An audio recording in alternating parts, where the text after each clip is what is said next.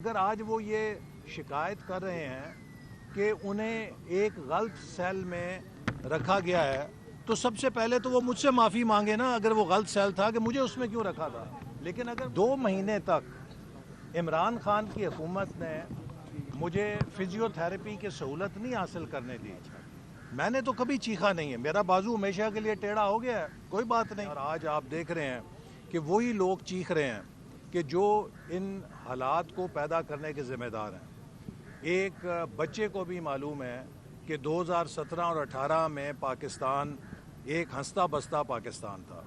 उस पाकिस्तान को एक अनाड़ी ने, एक नातजुर्बेकार ने, एक अनापरस्त ने, एक ज़िद्दी ने अपनी नातजुर्बेकारी से उजाड़ा। और आज वही लोग इस बात का शोर मचा रहे हैं कि मुल्क का क्या अंजाम हो गया। ये ऐसे है कि जैसे कोई एक बस का ड्राइवर जो है वो बस का एक्सीडेंट कर दे और छलांग मार के बाहर मजमे में खड़ा हो जाए और ये कहे देखो ये कौन नालायक ड्राइवर था जिसने बस का एक्सीडेंट कर दिया है। तो चोर मचाए शोर वाला हिसाब है। और फिर आज ये मुतालबा करते हैं कि इमरान खान जो है उसको सहूलियात नहीं दी जा रही।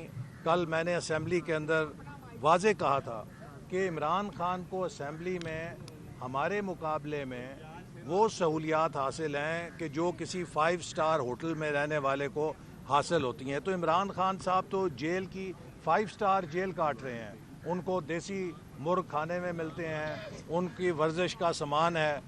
मुझे जब गिरफ़्तार किया गया 3 दिन पहले मेरे बाजू का ऑपरेशन हुआ था और जो गोली लगी थी उसके बाद डॉक्टर्स ने जब स्टील निकाली तो एक बड़ी सर्जरी हुई और मुझे कहा गया कि आप फिजियोथेरेपी करेंगे तो आपका बाजू सीधा हो जाएगा। 2 महीने तक इमरान खान की हुकूमत ने मुझे फिजियोथेरेपी की सहूलत नहीं हासिल करने दी, मैंने तो कभी चीखा नहीं है, मेरा बाजू हमेशा के लिए टेढ़ा हो गया है, कोई बात नहीं। लेकिन हम तो कभी रोए नहीं, हमारी फैमिली को मिलने नहीं दिया जाता था, हमसे वकील कोई नहीं मिल सकता था। इनसे तो 2-2 दफ़ा वकीलों की मुलाकातें होती हैं, इनका तो हर बंदा इनसे मिलकर बाहर आके प्रेस कॉन्फ्रेंस करता है। हमारी कैद में तो तसव्वुर नहीं था कि कोई कैदी को मिल ले या मिल भी ले तो उसके बाद प्रेस कॉन्फ्रेंस कर सके। तो वो तो मौज में है बॉडी। और देखिए उसी सेल के अंदर है जिस सेल में मुझे रखा था।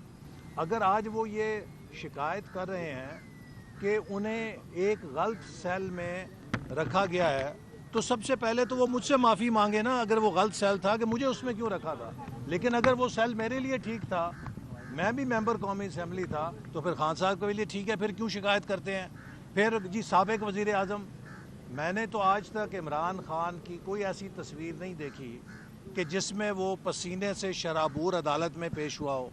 मैंने तो नवाज़ शरीफ साहब को कोट लखपत जेल में इस हालत में देखा हुआ है कि उनके कपड़े पसीने से ऐसे शराबूर थे जैसे लगता था कि अभी ये शावर के नीचे से निकल कर आए हैं। तो क्या वो 3 दफ़ा का वज़ीर आज़म उस सलूक का मुस्तहिक नहीं था जिस सलूक का आज ये PTI वाले तकाजा कर रहे हैं। लेकिन हमने तो इमरान खान साहब से कोई ऐसा बदला नहीं लिया कि जिसका उन्होंने निशाना नवाज़ शरीफ साहब को बनाया था। तो लिहाजा हिम्मत करें, बहादुरी के साथ हालात का सामना करें। सुबह शाम चीखें निकलती हैं, असल में ये NRO चाहते हैं। कभी अमेरिका के पाँव पकड़ते हैं, वहाँ कांग्रेस में जाके सेनेटर्स को, कांग्रेसमैन को मिन्नतें करते हैं कि जनाब हमें माफ़ी दिलवा दो। कभी बरतानिया में हाउस ऑफ लॉर्ड्स में जाके उनके मेंबर्स पार्लियामेंट के आगे मिन्नतें करते हैं कि हमें माफ़ी दिलवा दो। NRO नहीं मिलेगा, आपको अपनी बेगुनाही साबित करनी पड़ेगी, आपको रसीदें दिखानी पड़ेंगी ना। आप दूसरों से रसीदें मांगते थे तो भी रसीदें दिखा दें। 190 पाउंड किधर किया, किसके कहने पे किया। अरबों रुपए, 190 मिलियन पाउंड जो कि 50 अरब के करीब, 40 अरब के रुपए के करीब रकम है। इसमें 5 यूनिवर्सिटियां बन सकती थीं, इसमें कोई 8-10 अस्पताल बन सकते थे बहुत अच्छे, इसमें गरीबों के बच्चों को, हज़ारों बच्चों को स्कॉलरशिप्स मिल सकते थे।